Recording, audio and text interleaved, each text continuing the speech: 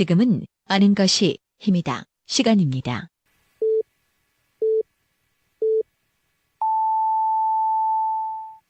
Welcome to the best podcast. Knowledge is power.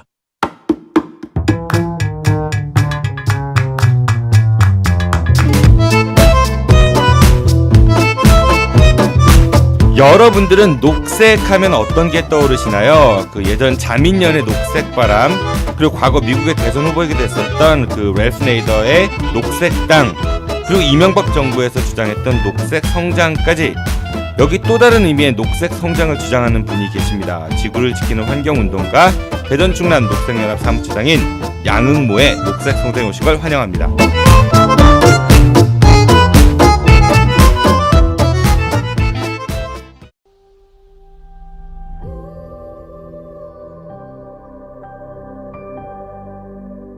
여러분 안녕하세요. 녹색연합 홍보대사 김미화입니다. 여러분 지구를 지키는 방법 뭐라고 생각하세요? 굉장히 어려운 말이죠. 지구를 내가 지킨다? 녹색연합에 여러분들 회원이 돼주시는 방법이 가장 빠른 방법이거든요. 아름다운 지구인으로의 변신, 대전 충남 녹색연합 회원이 돼주십시오. 파이팅! 파이팅! 시민에서 회원으로! 시민에서 회원으로. 시민에서 회원으로!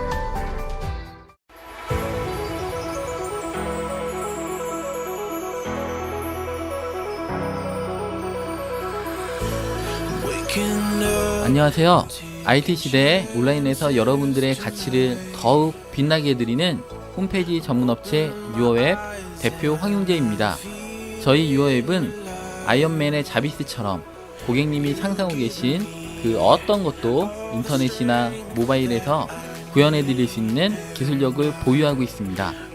고객님의 매출 성장에 기여하는 비즈니스 파트너, 고객님의 성공이 곧 유어앱의 성공입니다. 그리고 그 성공들이 모여 우리 사회가 더불어 따뜻해질 수 있도록 언제나 최선의 노력을 다하겠습니다. 지금 검색창에 유어앱을 검색해보세요. 신뢰와 의리로 똘똘 뭉친 온라인 비즈니스 파트너 유어앱을 만나실 수 있습니다. 전화 1661-2043 언제나 열려 있습니다. 고맙습니다. 대전, 충청의 뉴스를 새로운 시각으로 말합니다. 임병환 기자의 대충 뉴스. Eyes in the sky, gazing far into the night. I raise my 매주 월요일, 수요일, 금요일 오전 7시 중도일보 임병헌 기자가 대전 충청의 뉴스를 뻔하지 않은 시각으로 깊이 있으면서도 재미있게 전해드립니다. 지금 카카오톡 플러스 친구에서 아는 것이 힘이다를 친구 추가하시거나 팟빵이나 유튜브, 페이스북에서 아는 것이 힘이다를 검색해주세요.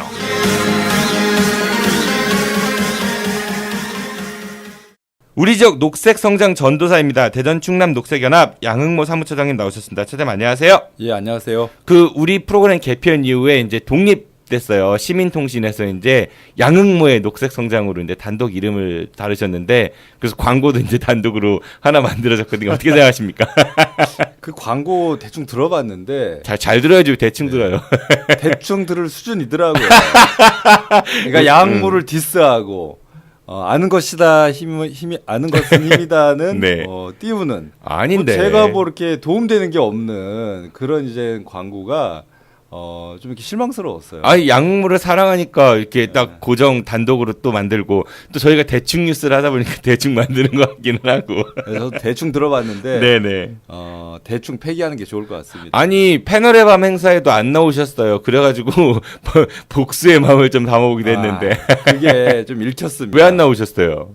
그날 지금 진행하고 있는 4대강 버스킹 그날 세종편이었는데 네. 시간이 약간 좀 겹쳤어요. 그래서 이제 마무리하고 좀 늦게 이렇게 끝나면서 좀 못 왔었는데요. 근데 김종술 기자님은 오셨거든요. 네. 그분은 마무리 안 하고 그냥 자기 물건만 챙겨서 그냥 가시는 스타일이거든요. 은근히 디스하는 것 같은데. 네, 그래서 뭐 같이 시작했으면 같이 끝나고 같이 마무리도 같이 하는 사실 동료애가 필요한데 그분은 그냥 휙 그냥 가버리셨어요. 아, 알겠습니다. 그 이제 장모 처장님은 이제 우리 4대강 이제 수문 그 개방 관련해 가지고 요즘에 이슈가 많이 돼서 여러 언론에서 인터뷰를 많이 하시더라고요. 저도 이제 그 텔레비전 같은 데서 보면서 굉장히 반감을 많이 느꼈는데 근데 제가 인터뷰할 때 말 못한다고 맨날 구박하잖아요. 한 번이라도 제 생각 하신 적 있으세요? 인터뷰 하시면서? 인터뷰할 때마다 이제 생각이 약간 나기도 합니다.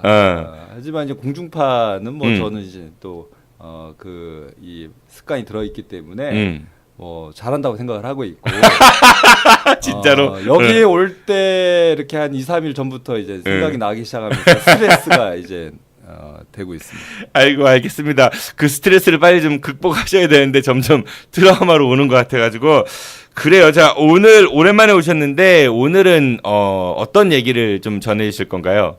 예, 지금 핵 관련된 이야기를 안 할 수가 없는데요. 예, 9월 3일날 북한에 이제 그 핵실험이 있었고 6차 핵실험이 있었죠. 예, 그래서 뭐 저희 녹색연합에서도 이 핵 관련해서 규탄 성명을 내기도 했는데요. 또 지금 우리 사회는 또 이제 신고리 5, 6호기 이제 건설 중단 문제를 가지고 공론화 과정 속에 있는데 또 우리 남쪽은 또 탈핵으로 인해서 사실 한반도가 핵 관련해서 지금 아주 중대한 또 전환적인 그런 시기를 보내고 있는데 이 시기를 어떻게 보내느냐에 따라서 우리 한반도의 평화 문제, 또 한반도의 에너지 문제, 또 한반도의 안전 뭐 이런 것들이 좌우될 수 있는 좀 중요한 국면 또 중요한 시기를 보내고 있는데요. 아주 슬기로운 그런 지혜가 필요할 것 같습니다. 그 핵 관련해서 말씀을 주셨는데 그 신고리 5, 6호기가 이제 건설을 한참 되고 있었어요. 그런데 문재인 대통령이 이제 당선이 되고 나서 이거 건설을 일단은 중단하고 계속 갈 건지 말 건지에 대해서 좀 의견을 물어보자, 여론을 좀 물어보자 해가지고 공론화위원회 만들어서 뭐 여론조사와 같은 방식으로 해보겠다라고 지금 진행하고 있잖아요. 네, 관련해갖고 이 건설 중단을 반대하는 입장, 그러니까 이걸 계속 지어야 된다라고 하는 입장에서는 여러 가지 이제 반대 성명을 많이 내고 있더라고요. 지금 그동안 이 핵산업 관련돼서 연기되어 있는 산업계 또 정치권 그리고 뭐 지역사회 아주 그냥 오랫동안 이렇게 끈끈하게 유착되어 있던 이 관계의 반발이 사실 당연히 조금 전에 말씀하신 동료회 뭐 거기 또한 뜨거운 동료회가 있겠죠. 예, 그래서 그런 반발들이 상당히 거세게 지금 나오고 있고 특히 이제 산업계에서 관련 이제 뭐 건설회사 또 설계했던 이제 회사들 그리고 이제 여기에 이제 관련 있는 여러 그런 이제 산업계 관련 이제 그런 그 업계 쪽 입장들이 지금 강하게 정치권이나 또 언론을 통해서 그 반발 목소리가 지금 나오고 있는데요. 근데 이제 그거보다 더 큰 목소리는 탈핵에 대한 우리 국민들의 또 목소리지 않나 싶고요.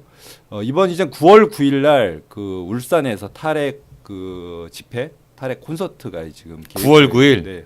9월 9일 예. 구구절. 예. 조선민주주의 인민공화국 인민정권 창건일. 네, 구구절. 하필 그 날짜를 정한 이유는 뭡니까? 네, 그 구구절과는 전혀 상관이 없죠. 네.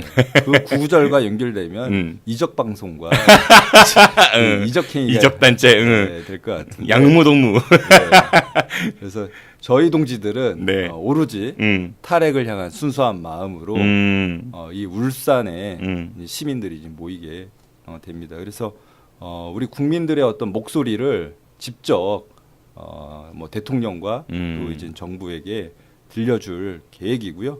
아마 이제 전국에서 많은 탈핵 버스들이 울산으로 향할 거고 또 많은 분들이 모여서 이 탈핵을 노래하고 또 이제 그 탈핵을 요구할 그런 계획입니다. 그 유명한 가수들 뭐 전인권, 안치환, 크라잉넛 이런 가수들도 이 집회에 함께할 근데 기왕이면은 9월 10일이라든지 9월 8일 하면 좋았을 것을 괜히 이제 이거 이제 저쪽 보수 극우 쪽에 계신 분들이 거봐라 니네 정부가 이렇게 시비 걸 수 있을 가능성도 있어 보인다는 생각이 얼핏 들었었고 아니, 그분들 전혀 지금 모르고 있는데 지금 정 PD님이 진짜 선동하고 있는. 뭐 선동을 그리고 전 좀 불만이 하나 있어요. 그날 이제 저도 이 행사를 좀 찾아보니까 전인권 씨 유명한 가수시고요. 안치환 씨도 유명한 가수고 뭐 크라잉넛도 그렇지만은 임정득 씨도 나오고 맞아요. 노래패 우리나라도 이런 분들이 나오시는데 왜 거긴 얘기 안 해요? 예. 덜 유명해서 얘기 안 하는 겁니까? 그렇지 않고요. 왜 나를 자꾸 이제 네. 안티팬을 이렇게 모아주시려고 그냥 좋아하니까 그런 거지. 이런 식으로 좋아하지 말고 그런 이제 네. 훌륭한 가수분들이 어쨌든 탈핵에 힘을 실어주고 계시고. 궁금한 게 또 하나 있는데 이 이제 후원도 받잖아요. 네, 그렇습니다. 후원 계좌는 왜 환경운동연합입니까? 환경운동연합이 지금 이 사업과 관련해서 이 탈핵운동 관련해서 전국 그 이 대책위에 간사단체를 맡고 있고, 예, 그래서 환경운동연합의 후원 계좌를 통해서 지금 이 운동 모금에 동참할 수가 있습니다. 녹색연합이 아니고 환경운동연합 계좌를 딱 보고 뭐 지도권에서 밀렸나 녹색연합이 그런 생각을 좀 해봤었습니다. 네, 쓸데없는 생각 해봤고요. 근데 그 이제 반대하시는 분들 주장이 그런 게 있더라고요. 울주군 그 이장협의회에서도 그런 얘기를 했었고, 이제 지금 현재 신고리 오류코기를 짓고 있었으니까 거기서 일하시는 이제 노동자들이 있을 거 아니에요. 그분들이 당장 일을 못 하니까 그 이제 그 실업 문제 그 부분도 굉장히 큰 것 같고, 그리고 이미 돈이 들어간 게 한 2조 6천억 원 된다고 하는데 그게 결국은 날아가는 거 아니냐 뭐 이런 주장도 있는 것 같고, 그리고 파급적으로 울산에 그 경제적 손실이 약 3조 원 정도 예상이 된다. 그래서 이거를 굳이 하던 건데 이렇게 해야겠냐 이런 주장들이 있는 것 같습니다. 예, 지금 이제 오류코기 같은 경우에 공정률이 20% 후반대 정도 지금 되는 것으로 이렇게 확인되고 있는데요. 그 전체 이제 사업비가 한 8조 6천억 정도 됩니다. 그래서 네. 지금 3분의 1도 집행되지 않은 그런 이제 상황이라는 것이 우선 첫 번째 저희가 주목할 부분이고, 그리고 두 번째는 지역의 어떤 이런 산업이나 아니면 또 여기 종사하는 분들 아무래도 영향 받을 수밖에 없는데요. 근데 이제 기존에 이제 그렇게 시공된 부분들 이게 만약에 중단되고 철거가 된다라고 하면 이분들이 그 철거 사업에 또 참여할 수가 있어서 어쨌든 당분간은 이 사업이 지역 사회에 뭐 바로 직격탄을 이렇게 이제 그 주거나 그러진 않을 거라고 보여지고요. 독일이나 이제 그 우리보다 앞서서 이렇게 탈원전 정책을 시작한 국가들 같은 경우에는 이미 산업계와 함께 이런 것들을 되게 이제 준비 같은 것들 해서 산업계 영향을 최소화하고 새로운 오히려 산업을 만들었죠. 예를 들면 독일의 가장 대표적인 이제 기술 회사가 시멘스인데 원전을 설계하고 건설하는 대표적인 회사였거든요. 네. 근데 지금 이 회사가 풍력 발전과 태양광 발전에 많은 투자들을 했고, 그러니까 업종을 바꾼다 쉽게 그렇죠. 얘기해서 예를 들어 짜장면집을 하다가 그거 그대로 시설 웬만 조금만 보수한 다음에 뭐 그쵸 분식집으로 할 수 있고 직원분들 그대로 같이 일할 수 있고 뭐 쉽게 얘기하자면은 지금 문재인 정부가 발표한 이제 탈원전 이 로드맵이 아주 장기간 이제 진행되는 사업이기 때문에 그 기간 그런 과정 속에서 산업계도 이렇게 체질 변화나 또 이제 관련해서 준비할 수 있는 그런 이제 시간을 가질 거라고 이제 보여지고요. 문제는 이런 이제 오류코기 지금 이제 오류코기가 어찌 보면 탈원전 정책에서 실질적으로는 핵심적인 이 어떻게 보면 관건이고 이슈인데 이제 수명 연장을 할 수 없는 이게 노후된 이제 수명이 다 된 원전들은 이제 더 이상 연장하지 않고 폐쇄하겠다라는 거고, 그래서 이제 폐쇄 시작을 했죠. 그리고 이제 계획뿐이었던 그 계획들 이것들은 이제 폐기하겠다라는 거고, 지금 공사 중인 특히 공정률 낮은 오류코기를 어떻게 하느냐가 앞으로 실질적인 우리 탈원전 정책을 어떻게 보면은 확인할 수 있는 결정할 수 있는 내용이어서 이 오르코기가 만약에 이제 중단이 안 되고 건설이 되면은 뭐 그 가동 시간까지 따져봤을 때 정권이 또 바뀌면은 결국 탈원전 정책은 이제 요연해지는 것 같다라는 생각이 들기도 하고 또 이제 반대하시는 분들 이런 주장들 많이 하더라고요. 그 연 인원 320만 개의 일자리가 뭐 날아간다 이런 얘기를 하시는데 저는 개인적으로 이런 통계가 되게 위험하다라고 생각이 드는 게 그 지역에 사시는 분들이 380만 정도 되시거든요.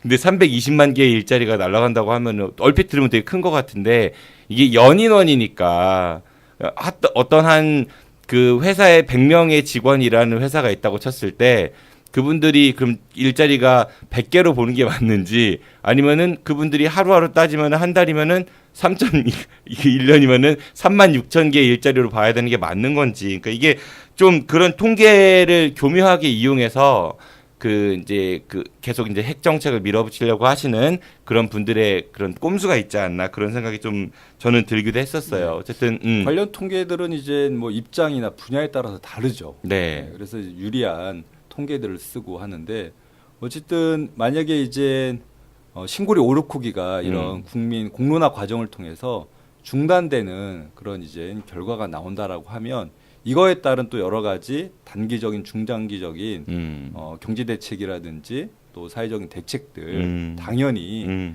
마련해야 된다라고 보여지고요. 그러니까 그런 걸 좀 사전에 미리 어느 정도 가이드라인이라든지 청사진 정도는 같이 제시해주면서 했으면 반발이 조금 덜하지 않았을까 싶은 아쉬움도 있고요. 우선은 현재 오르코기 사업에 뭐 여러 가지 지금 어떤 시점, 그러니까 공정률이라든지 안전 문제라든지 오르코기 같은 경우에는 특히 이제 박근혜 정부라든지 그동안 해왔던 이 사업에 있어서도 보여준 그런 이제 행정의 어떤 그 과정과 결과가 비민주적이고 여러 가지 부실했던 과정들이 있었기 때문에 이 사업의 인허가와 이 사업이 지금까지 진행됐던 과정들을 전부 다 검증하고 평가하겠다라는 거고 그리고 이 사업이 계속될 필요가 있는지 정책적 판단을 하겠다는 거기 때문에 이러한 평가가 제대로 된 이후에 대책과 그런 대안에 대한 부분들도 당연히 사회적으로 논의될 필요가 있겠죠. 그러니까 이 탈핵 관련해 가지고 탈핵에 찬성하는 그러니까 신고리 오르코기 건설을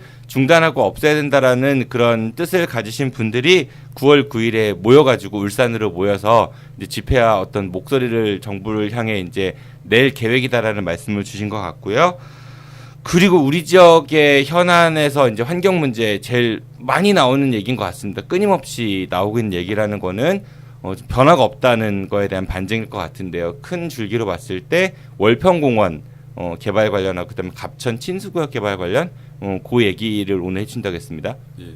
그러니까 이제 지역의 개발적 폐라고 요즘에 이제 평가를 하고 있습니다. 권수택 시장, 대전시가 하고 있는 월평공원 민간 특례 사업 그리고 갑천지구 친수구역 개발 사업 이 사업들이 이 사업의 어떤 정책 결정 과정 그리고 이렇게 집행되는 과정들이 박근혜 정부가 보여줬던 어떤 정책들 집행 과정과 똑같은 거죠. 그러니까 국민들의 어떤 여론 무시하고 또 이런 집행 과정들이 민주적이거나 공개적이지 못하고 그리고 문제 제기가 상당히 그 구체적이고 지속적으로 됨에도 불구하고 이런 것들 무시하고 강행하는 이런 모습들이 그동안 박근혜 정부에게 어떻게 보면 나를 세웠던 우리 국민들의 어떤 이 촛불이 이제 우리 시 정부한테도 정확하게 지금 방향을 이렇게 겨누고 직접 이렇게 이제 문제를 제기하고 대책을 얘기하는데 최근에는 이제 권수택 시장이 전혀 이제 이런 것들을 뭐 일부라도 수용할 생각이 없고 강행하고 있기 때문에 이제 이런 이제 시민들의 어떤 비판의 어떤 칼끝이 정치적 책임이 있는 더불어민주당의 시당 또 시당 위원장인 박범계 위원장까지 정치적 책임에 대해서 요구하고 있는 상황입니다. 그래서 권수택 시장발 대전시의 행정의 욕 같았어요. 순간 깜짝 놀랐어요. 네. 권선택 시장발. 네, 이런 이제 지역사회 무리와 문제가 이제 박범계 시장으로 불똥이 시장으로 박범계 시장 됐어요. 네. 박범계 위원장으로 불똥이 튀는. 요즘에 박범계 의원이 대전시장 출마설이 뭐 좀 떠도는 것 같긴 한데 지지하시는구나. 그렇지 않고요. 네. 민주당에서 앞으로 지금 뭐 9월 뭐 이렇게 소문도 있는데 무슨 소문요? 9월. 권색 시장의 대법원 선고 문제 파기환송심 관련해 가지고 그리고 워낙 이제 권색 시장이 지지계층으로부터 이제 이런 비판과 그 여러 가지 여론들이 안 좋다 보니까 지금 내년 선거 앞두고 지금 이렇게 시장 후보들의 이야기들이 사실 계속 지역에 나오고 있어서 이런 부분들에 대해서 더불어민주당이 좀 책임 있는 모습을 특히 시당을 통해서 시당 위원장을 통해서 우리 지역민들은 좀 듣고 싶다라는 입장인데 계속 회피하고 거부하고 있어서 촛불을 계승한 국민주권 실현 적폐청산 대전운동본부로부터 거창하다. 최근에 규탄 성명이라든지 기자회견을 지금 이렇게 받고 있는 상황입니다. 대화해 보신 적 있어요, 직접? 우리가 공식적으로 박범계 이전 시당 위원장에게 공문을 보내고 전화를 하고 이 지역에 이제 이런 이슈 현안들 관련해서 소통을 하자는 제안을 여러 차례 했는데 지금 수개월 동안 답이 없어요? 하고 있는 답이 없는 거죠. 어제도 무슨 행사 하셨던데 보니까 뭐 촛불 관련해 갖고 이런 뭐 프레젠테이션 하신다고 한창 올리고. 그러니까 이게 좀 청취자 여러분들이 하도 많이 들어보시긴 했는데 뭔지 잘 모르거나 헷갈리시는 분이 있어가지고 제가 그냥 짤막하게 하나씩만 정리를 해드릴게요. 이해를 좀 돕기 위해서. 월평공원 개발 같은 경우는 그 월평동 뒤쪽에 도솔산이라고 해가지고 도안동 가는 그쪽 산이 있어요. 그런데 전국적으로 2020년에 지금은 공원들, 그러니까 딱 정부에서 개발을 못하도록 묶어놓은 땅들이 그게 이제 개발 제한이 다 해제가 됩니다. 공원 일몰제라고 하는데 그래서 거기에는 시의 땅도 있고 국가의 땅도 있고 일반 개인의 땅도 있는데 그 중에서 이제 그 대전시가 추진하려고 하는 거는 여기가 그냥 내비두면은 개인 땅 가지신 분들이 무분별하게 공사를 하니까 시가 어느 정도 일정 아파트를 짓고 거기서 돈을 기부 채납을 받아서 공원을 조성을 하겠다 뭐 이런 얘기인 거고, 그 다음에 갑천 친수구역 개발 같은 경우는 4대강 사업 때 이제 이명박 정부에서 수양공사가 돈을 많이 빚을 졌으니까 그걸 좀 갚기 위해서 강 주변에 있는 거를 개발할 수 있는 그런 특별법을 만들어줬는데 그거를 기초해가지고 도안 쪽에다가 이제 뭐 개발하겠다 호수공원 뭐 이런 얘기인 거잖아요. 근데 개발이 잘못된 거는 왜 잘못됐다고 생각하는지는 우리 처장님이 딱 일목요연하게 정리해 주십시오. 지금 국토부도 이제 이런 대규모 투기성 아파트 개발은 문제가 있다. 오히려 단속하고 실수요자들 중심의 주택정책 보급이 필요하다라고 얘기를 하고 있습니다. 하지만 월평공원과 갑천변에 이렇게 이제 대규모 아파트를 건설하는 시의 정책은 결국에는 지금 정부가 우려하는 대부분 투기성 중대형 아파트를 건설하겠다는 거고, 그리고 두 번째 거기에 들어갈 분들은 실제 집이 없는 실수요자들이 사실 넘볼 수 없는 그런 이제 아파트 형태이기 때문에 지금 정부 정책이나 시대에 맞지 않는 정책이라는 거고요. 두 번째 그 지역의 특수성입니다.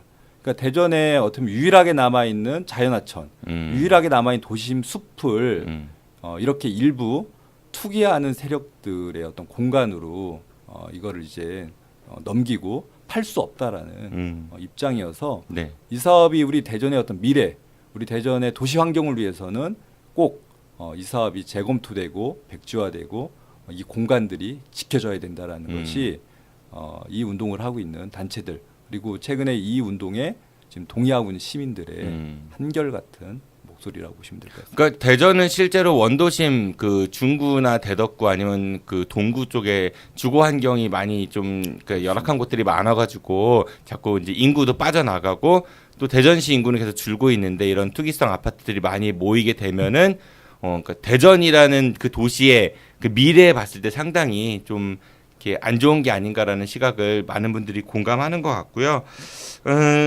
권선택 시장님께서는 또 최근에 그런 계획도 이제 신세계랑 같이 발표를 하셨더라고요. 엑스포공원 그쪽에다가 뭐 사이언스 컴플렉스에서 뭐 호텔하고 뭐 이런 거, 그러니까 개발에 좀 이렇게 철학이 확고하신 분 같아요. 네, 맞아요. 대부분 이제 뭐 신세계도 그렇고 유성 포카 터미널도 그렇고, 네, 롯데 관련했었죠. 뭐 지금은 이제 백지화된 상수도 민영화 문제도 그렇고 대부분 대기업, 특히 건설 회사들과 사업들이 같이 이루어지거나 그 사업자들에게 특혜를 주는 방식으로 진행됩니다. 그래서 공공성보다는 이런 이제 대기업들의 어떤 사업성이 더 많은 이제 그 이렇게 방점이 찍혀 있는 사업들이다 보니까 정권 내내 민선 6기 내내 이런 이제 문제들로 인해서 계속해서 의혹 그리고 문제 제기 그리고 이제 논란 속에 권도색 시장이 한가운데 있었고요. 지금도 이제 그런 문제들 때문에 시정이 사실 왜곡되어 있고 풀 수 없는 그런 상황까지 와 있는 것 같습니다. 예, 알겠습니다. 그리고 또 농촌진흥청에서 그 GMO 상용화 사업단이라는 거를 운영을 했었는데 그게 이제 전북 지역의 시민단체들의 반대 이런 농성들이 있고 시민들의 의견이 모아져 결국은 그게 이제 해체되는 그런 일이 있었다면서요? 예, 이게 전북 지역의 그 좀 사례이긴 하지만 중요한 문제여서 좀 소개하려고 합니다. 그 농촌진흥청이 그 GMO 작물 개발 사업단을 운영을 했었는데요. 거기에서 이제 GMO 이제 작물 상용화를 위한 뭐 연구라든지 시범 재배 같은 것들을 이렇게 시도했던 거죠. 네. 근데 전북 지역의 시민사회가 오랫동안 이 농촌진흥청 앞에 농성장을 꾸리고 이 사업을 거세게 사실 이제 반대하고 계속해서 해체를 요구해 왔는데 끝내 농촌진흥청이 이 사업단을 해체하고 백기를 들었네요. 예, 그렇습니다. 예.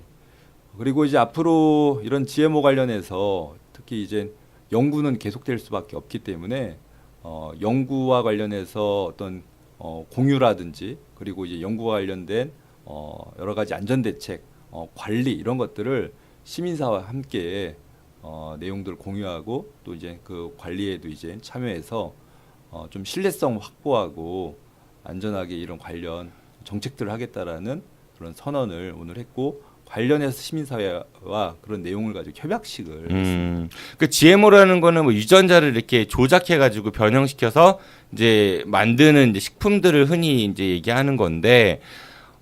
식품의 값이, 그러니까 뭐 농산물이든 아니면은 뭐 육류든 뭐든지 간에 뭐 예전에는 유전공학으로 뭔가를 변형해서 이런 얘기들 많이 했었잖아요. 근데 그게 이제 대량 생산에 있어서 상당히 도움을 많이 받았고 그러한 기술들이 그래 사람들이 값싸게 먹을 수 있게 됐다 뭐 이런 이제 긍정적인 평가들도 많이 있습니다. 사실 당장은 GMO가 어떤 뭐 인체에 유해하다라는 증명을 할 수는 없지만 이게 장기간의 추적 관찰을 아직 뭐 그런 결과들은 나오지 않고 또 일부에서는 뭐 음모론이라고도 주장하지만은 GMO의 위험성에 대해서 여러 가지 연구들이 나왔다라는 주장도 있는 만큼 아직은 불안정한 건데 근데 따지고 보면은 이제 옥수수 예를 한번 들어볼게요. 옥수수는 거의 이제 우리가 지금 뭐 찐 옥수수 삶아서 먹는 거 그런 거 빼놓고는 가공식품용은 거의 뭐 99.9%는 GMO 로 그러니까 유전자 변형돼서 조작된 그런 옥수수라고 봐도 무방하다고 하더라고요.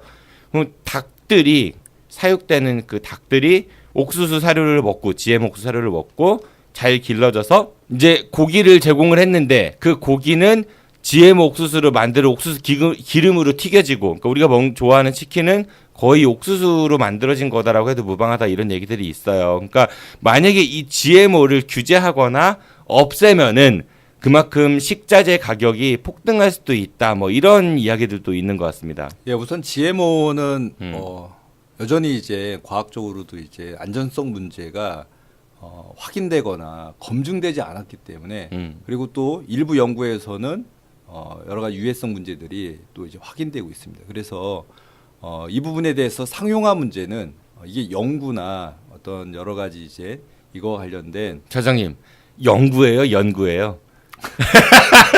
연구 없다. 네. 네.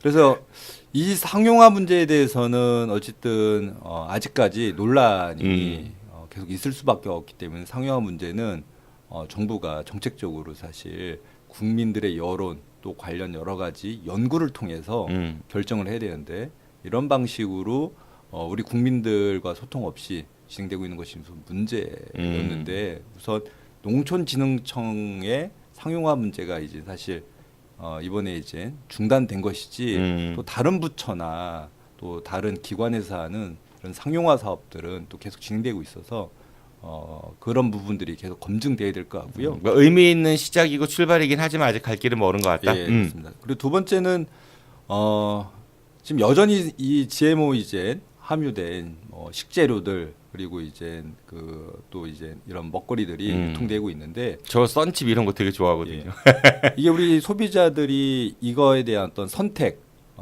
이런 정보들을 알고 결정할 수 있는 완전 표시제를 해야 됩니다. 지금은 사실 대부분 모른 채 자기가 GMO 음식을 식재료를 사용하는 것에 대해서 전혀 정보를 제공받지 못하고 모르는 채 우리 입안으로 들어가는 경우들이 대부분이기 때문에 있어도 아주 작게 표시돼 있고 맞습니다. 그렇죠. 예. 그래서 완전 표시제를 통해서 우리 소비자가 우선 선택할 수 있도록 그 권리가 보장돼야 될 것 같고요. 그리고 세 번째 이 GMO 자체의 어떤 뭐 유전학적인 이런 문제들도 사실 있지만 대부분 이 GMO 작물들의 어떤 특성은 농약이라든지 이런 이제 독극물로부터 내성을 갖는 이런 부분들이 이제 강화된 그런 이제 작물들이어서 사실 더 위험할 수 있는 어떻게 보면은 과다 농약 또 과다 이제 화학 이런 이제 물질들이 우리 관련 식재료에 들어갈 수 있습니다. 그래서 어떻게 보면은 우리가 직접 먹는 식재료보다 가축들에게 제공되는 이런 GMO 작물들의 어떤 농약 함유량이라든지 유해성이 더 심각한 사실 문제인데 이런 것들이 지금은 어쨌든 전체적으로 다 검증되는 그런 이제 우리 시스템이라든지 이런 것들이 충분치 않기 때문에 이 식품 자체도 문제지만 이 식품이 검역되고 우리 소비자들에게 유통되는 과정들이 워낙 부실해서 이런 것들이 지금 상용화될 수 있는 수준 그리고 우리 국민들의 어떤 이런 동의 이런 것들이 전혀 되어 있지 않기 때문에 지금 단계에서 당연히 수용할 수 없는 그런 문제라고 봐야겠죠. 그러니까 말씀을 정리하자면은 우선은 GMO 식품이 뭐 우리가 소비자들이 먹을 때 이건 GMO고 이건 아니고 이런 것들을 좀 명확하게 표시를 해놓으면 사람들이 선택할 수 있는 권한이 있을 것이고, 그다음 두 번째는 인간이 먹는 건 그렇다 쳐도 동물들한테 사료로 가는 거는 얼마만큼 얘네들이 그 농약이라든지 이런 거에 대해서 안전한지에 대한 검증이 좀 덜하지 않느냐라는 그런 걱정들. 그리고 또 이제 대량 생산하기 위해서는 얘네들이 농약이나 이런 거에 대해서 내성이 강해야 되기 때문에 그 독성을 과연 얼마만큼 그 안전성이 검증이 됐는가 뭐 이런 얘기들을 좀 주신 것 같아요. 그러니까 말씀 들으면서 저는 그런 생각이 들더라고요. 우리 어렸을 때만 해도 사과가 있어요. 그러면은 벌레 먹은 사과가 더 비쌌어요? 아니면 깨끗한 사과가 더 비쌌어요? 예나 지금이나 깨끗한 사과가. 근데 요즘에는 벌레 먹은 사과가 친환경 뭐 이런 생각들을 많이 갖잖아요. 그러니까 근데 그 얼마나 농약을 많이 먹였으면은 깨끗하겠냐는 거지 반대로 생각하면은. 근데 세상이 많이 이제 좀 그래도 보다 나은 쪽으로 가고 있구나 이런 생각이 들어서. 예. 그러니까 이제 뭐 핵무기 그리고 또 우리 원전 그리고 GMO 그리고 지역의 개발 문제 이런 것들이 다 우리 시민들의 안전. 그러니까 최근에 이렇게 우리 시민들의 안전에 대한 요구가 상당히 강합니다.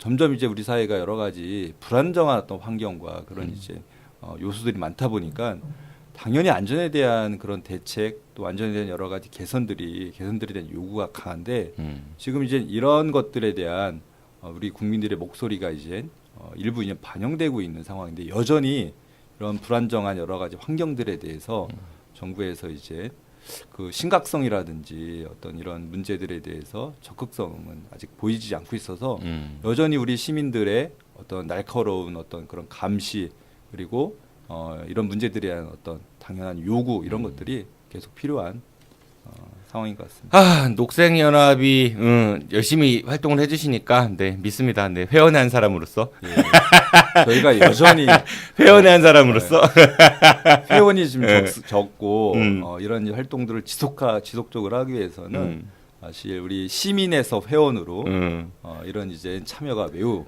그 녹색연합 대전 충남 녹색연합 활동을 보면 정말 지지하고 그리고 뜨거운 응원의 메시지를 전하고 싶은데 사무처장님만 잘하시면 될 것 같아요. 네, 맞습니다. 그리고 저 이거 되게 재미있더라고요. 그 오는 9월 22일이 세계 차 없는 날이라면서요? 네, 그렇습니다. 좀 오래됐고요. 이미 유럽에서는 아예 차 없는 날, 그러니까 그 도시가 차를 하루는 아예 안 쓰는 이런 차 없는 날 캠페인을 대대적으로 하기도 하고 참여율이 높대요. 유럽 같은 경우는. 그렇습니다. 예. 그래서 특히 이제 이런 미세먼지라든지 대기형 문제 우리보다 더 먼저 경험을 했기 때문에 미세먼지나 이런 환경 문제의 가장 큰 주범인 자가용을 도시에서 어떻게 길들여야 되는지에 대한 이런 고민들 또 그런 문화들이 일찍 시작됐고 최근에 한국에서도 이제 차 없는 거리, 차 없는 날 이런 캠페인 또 일부 이제 그런 거리 조성 이런 것들을 좀 하고 있는데요. 올 여름 미세먼지가 우리 한국 사회를 강타했잖아요. 네. 최근 이제 몇 년 계속되는 미세먼지 때문에 이민 가고 싶다. 뭐 미세먼지 때문에 진짜 이거 이게 한국에서 살 수 있냐? 뭐 이런 얘기 나올 정도로 심각한 환경 문제, 사회 문제가 좀 되고 있는데요.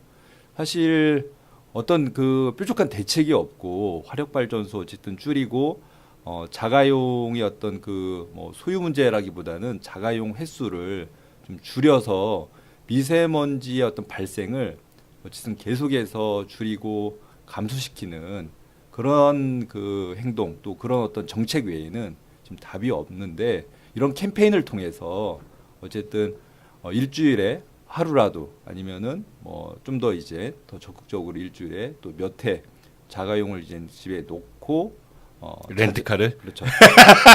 그렇죠. 가스 렌트카나 네네. 뭐 전기 렌트카 그리고 네. 이제 특히 대중교통 저희는 BMW라고 하는데 BMW로 갈아타는 BMW가 B는 버스를 태고 예, 버스, M은? 바이시클, 예, M은 메트로, 메트로. 오. W는 네. 이제 워킹. 예. 워킹. 걷는 거. 예. 아. 품이 있는, 네네. 품격 있는. BMW 차를 타면 품격 있는 거예요? 그렇죠. 벤츠는 어때요? 예. 벤츠는 품격이 없어요. 알겠습니다. 이게 저도 사실은 처장님을 알고 난 이후부터 차를 조금 덜 가지고 다녀볼까라는 생각을 갖기 시작을 했어요. 그래서 오늘도 자전거로 출근을 했거든요. 어제도 자전거로. 네, 여기 벙커에도 했고. 그 자전거가 지금. 네네. 그 자전거를 웬만하면 이용해 보려고 하는데 힘듭니다. 다리 아프고 힘듭니다. 어쨌든 자동차는 점점점 줄여야 된다는 생각은 공감을 하지만 그러기 위해서는 그 대중교통이 그만큼 좀 잘 자리 잡혀 있으면은 사람들이 대중교통이 좀 더 편하다라고 인식이 되면은 차를 그다음부터 안 갖고 다니지 않겠어요? 맞아요. 그런 인프라가 좀 있으면 좋겠다라는 생각이 들었고 저는 그래서 저희가 이제 이 세계 차 없는 날에 매년 하고 있는 대대적인 캠페인이자 시민 조사가 있는데요. 우리 시민들이 직접 그 동네의 대기질을 조사하는 대기오염 시민 조사 사업이 이 세계 차 없는 날 전후로 이렇게 진행이 됩니다. 대기오염 시민조사단. 예, 대기오염은 어떻게 시민들이 조사하죠? 저희가 이산화질소를 조사하는데 이산화질소는 우리 어떤 그 건강, 특히 호흡기계 질환에 영향을 주고 2차 미세먼지의 원인이 또 되기도 합니다. 그리고 이제 뭐 지금 공기 중에서 오존층 또 형성하는 그런 이제 유발 물질이기도 한데요. 그래서 저희가 어떤 대표적으로 이 이산화질소를 우리 시민들이 간이 측정 캡슐을 가지고 24시간 조사를 세계 차 없는 날 이 시기에 그 조사를 하는데요. 대전에서 한 150지점을 한 300명 이상의 시민들이 참여해서 매년 조사를 해왔는데 올해도 이제 특히 최근에 미세먼지 때문에 더욱 뭐 우리 시민들 관심이 대기형 쪽에 관심이 많아져서 올해는 더 많은 분들이 참여할 거라고 보여지고 저희가 정기적으로 조사한 150점 플러스 또 자기가 하고 싶은 조사 지점들 좀 열어놓고 접수받아서 조사를 진행하려고 합니다. 그 캡슐은 그러면은 어디 녹색연합에서 주시는 거고요? 캡슐은 대전대학교 환경공학과의 김선태 교수가 간이측정 캡슐을 그동안 계속 연구하고 업그레이드를 해왔어요. 그 교수님 연구실에서 나눠주는 거예요? 그렇죠. 그럼 내가 신청해서 그 연구실로 가면 돼요? 아니면 캡슐의 어떤 분배와 또 회수, 분석, 이 조사 결과에 대한 어떤 정리나 어떤 이런 발표 이런 문제들은 전부 녹색연합에서 일괄적으로 안내하고 또 이제 그 진행을 하게 되고요. 그 교수님 연구실에서 녹색연합에 그 일을 부탁을 드렸고 시민들이 거기 신청하면 녹색연합에서 캡슐을 주신다. 맞습니다. 그 회사에 가시고 대전- 갖다 줘요? 아니면 가지러 와야 돼요?